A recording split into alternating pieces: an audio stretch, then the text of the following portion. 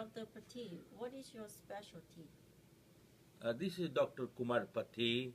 I was born in India. I am a doctor in regular medicine. I studied Western medicine as well as Ayurvedic medicine of India.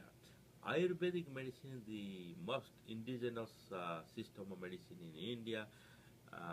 It includes all kind of medicine as well as herbal medicine and therapies.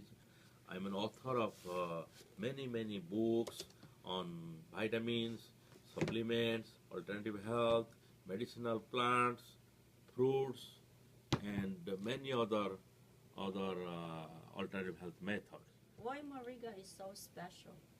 Moringa is a complete food because it contains all kind of nutritional values such as iron, potassium, vitamin. It contains high percent of vitamin C, and moringa has more iron and than spinach, and it is also acts as an enzyme.